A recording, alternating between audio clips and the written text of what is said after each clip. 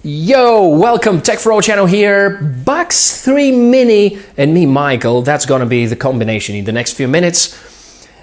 It is a phenomenal drone. I've been flying with it for a few days already.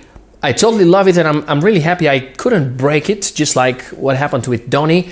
And be careful how you fly with it because it's powerful, and unfortunately this frame is exactly as fragile as the one on the original Bugs 3.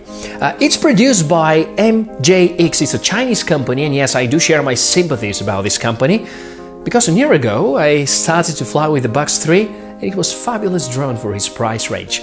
This one is again below $100. It's a very attractive opportunity, much smaller, and has one great feature on top of what the Bugs 3 can. It supports Acro mode.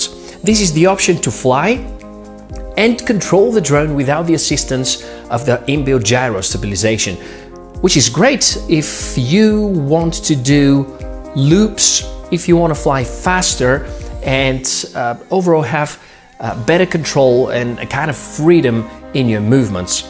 And this is what most of the racing drones are capable of doing. So yeah, I would say the perfect hybrid below $100, that's the Bugs 3 Mini. Let's go and check it out.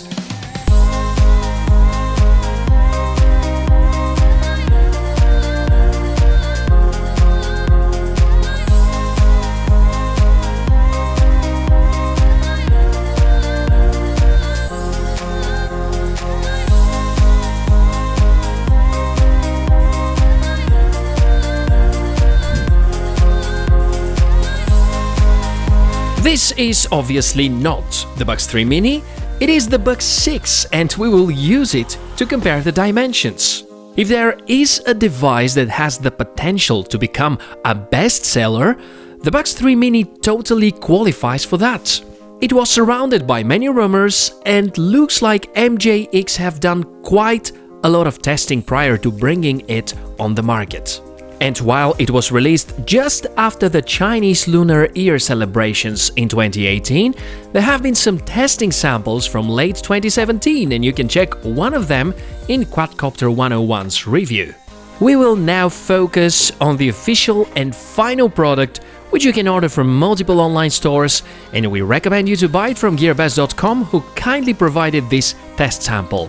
Disclaimer, this video represents my own thoughts, and although it is a testing sample provided at no cost for me, I have the freedom to say whatever I want. You are already seeing the package, and it is a slight step up from the previous drones. The cardboard quality is the same, but on the inside, the space is used in a much more efficient way, and the packing does not look that bulky. I love the approach that MJX are having here, because most of the people read the user manual after they crash or damage something. There is this tutorial included explaining the function of every single button of the remote. Even if you don't carry the full guide with yourself, you can always refer to this micro guide. And if you've never flown Acro mode before, don't even think about trying it before reading and understanding how it operates. Let's carry on with the unboxing process. And here is the Bugs 3 Mini, surprisingly small, just 22 by 22 centimeters. The remote controller has a new design. You'll likely remember that there were a lot of similarities between last year's models, the Bugs 2, 3 and 6. And over here the design is upgraded, and you will find the same transmitter with the Bugs 8 Pro. Clearly a toy-grade transmitter. Do not forget that the Bugs 3 series are designed to be affordable and entry-level despite the fancy look they have. The battery is 2-cell, operating at 7.4 volts and 840 mAh capacity. I'm happy to say that when I was testing the battery live, it was considerably longer than what the test samples were showing and had close to 10 minutes with extra 60-gram payload added by the camera attached. The frame used is made out of the same material as the one on the Bugs 3. Be careful and do not push it to the limits because it can easily break. Motors used are brushless with a rating of 2750 kV. Do not confuse this rating with kilovolts. This value is typed here with capital K and measures the RPM produced per volt of electricity supplied, assuming zero resistance or load. To work out the full RPMs you'll get, minus load, Just multiply the kVA rating by the number of volts delivered by your battery pack. This is the most commonly used measurement of a brushless RC motor. Apparently the rating here is not too high, and the ESCs won't allow you to upgrade to something more serious. Under the top covers we can see very well designed internals, and we express the disappointment of having all ESCs on the same board, but it is good to see the beeper again. This one was used for the first time with the Bugs 6 and 8, and thanks to it I was able to find my drone after losing range. The board has a connector for quick FPV mode. Originally it is used to power the front super bright LED, but as you can see, mounting an all-in-one module is quite easy. Having FPV on the front will be greatly beneficial if you fly Acro mode and go for racing movements.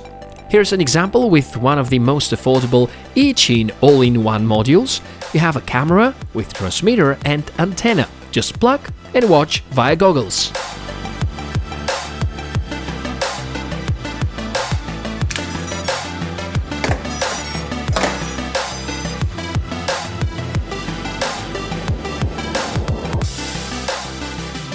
Enough about theory, let's see this guy in action. And flying is wonderful. I need to say that I'm far from being a good pilot of racing drones, and my acro skills are still quite limited. Tested the B3 Mini in gyro mode, and it feels good. Seems to be way faster than the Bugs 3 and a little faster than the Bugs 6. Despite the small size, the drone remains well visible, very stable, and unlike the old Bugs 3, there were zero problems with the signal. The manufacturer suggests control range of about 300 meters, and I'm of course going to find out what the actual limit is. Battery life is around 10 minutes. If you're not too aggressive, you can go beyond that value. The drone easily lifted the Firefly Q6 camera and was flying without any complications. And with the added payload of 60 grams, the battery lasted for around 8 minutes until it was completely discharged. This drone was the reason for my first encounter with Acro mode. If I knew it is that much fun, I would have done it earlier. You won't see any flips here because I still don't feel confident enough to do that with a non-protected camera, but who knows, maybe soon. Keep in mind that you cannot switch to Acro mode during flight. You need to land, power cycle, and then change the mode.